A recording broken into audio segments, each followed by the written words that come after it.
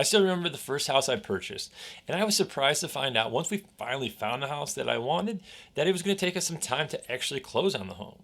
I was an investor and I was anxious to get in there and start fixing up the house, but it took some time. It took us over 30 days.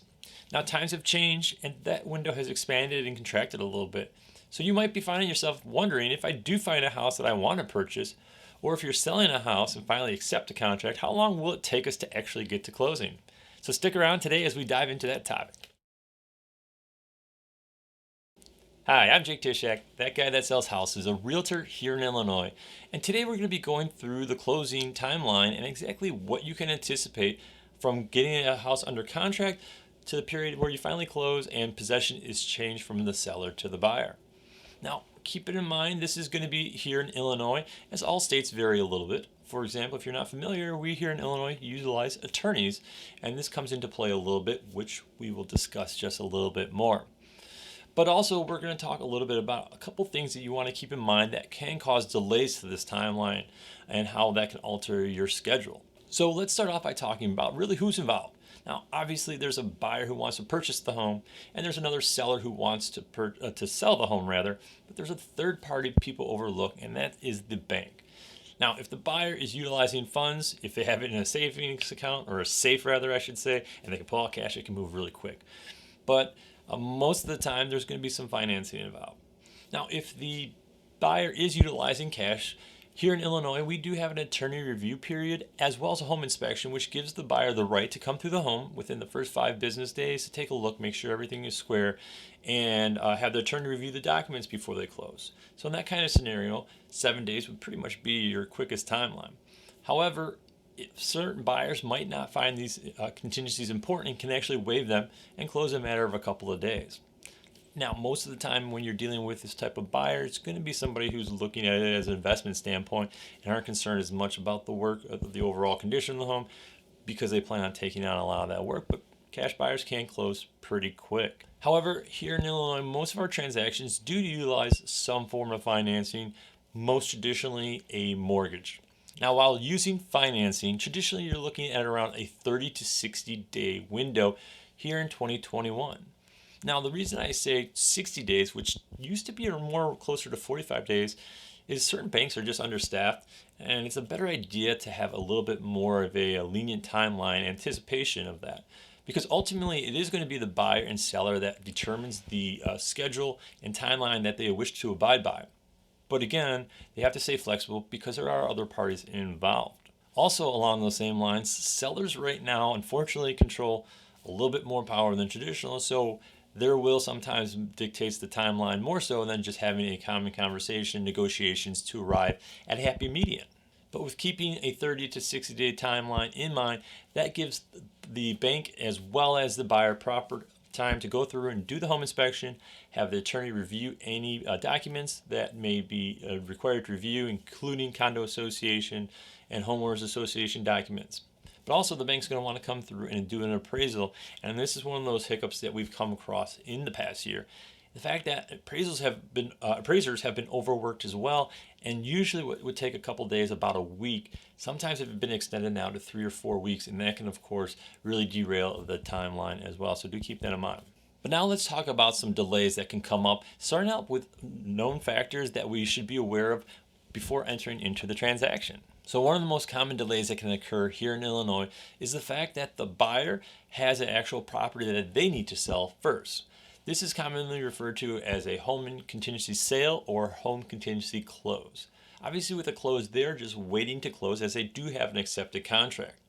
However, sometimes that home buyer still needs to sell their home, and if the seller has been maybe sitting for a little bit but have considered the offer and agreed to go upon with it.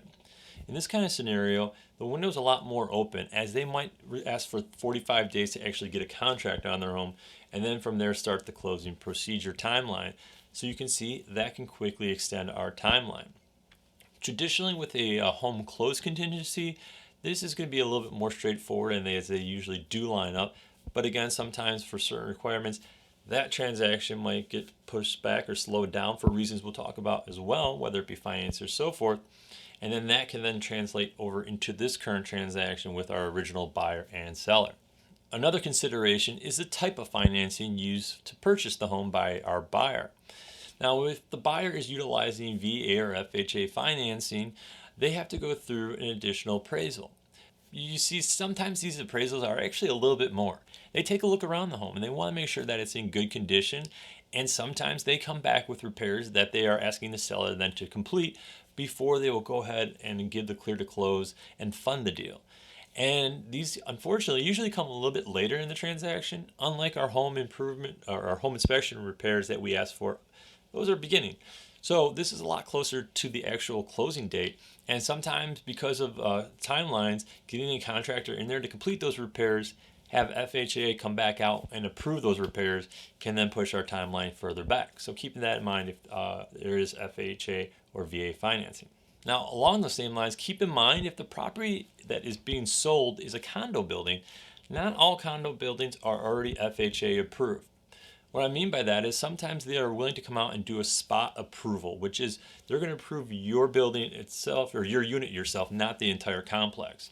So that can then also sometimes add time to the procedure, and I would anticipate another 15 or 20 days on top of your original timeline if you are looking at utilizing a spot approval for FHA financing. Now, another huge variable would be a short sale.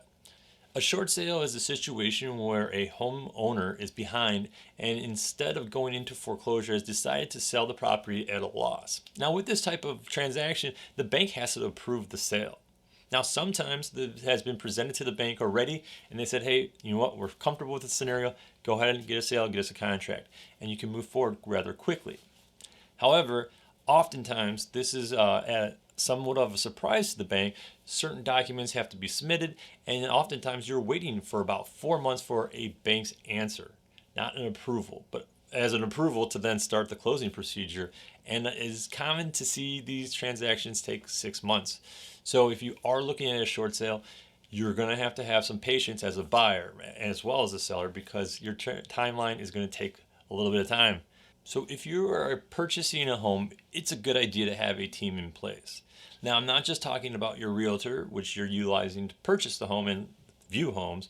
I'm not also talking about the bank who you've already spoke with and filled out the paperwork, which if you haven't submitted a pre-approval, you're not doing yourself any favors. You're not going to save any time, and you're only going to cause yourself a harder time negotiating to get the price you want if you can get that house at all.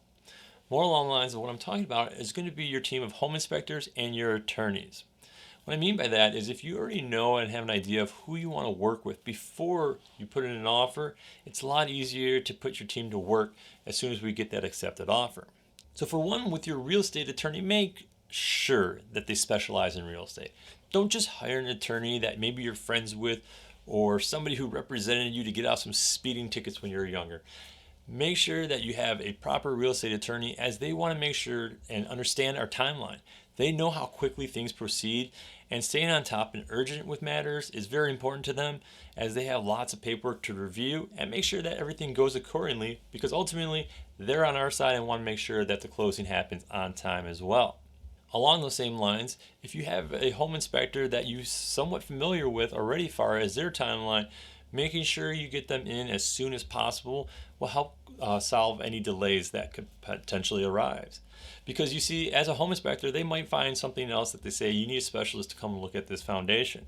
By the time you're bringing that foundation, they're like, you know what, this looks like it can be a cause of concern. You should probably get an estimate on this.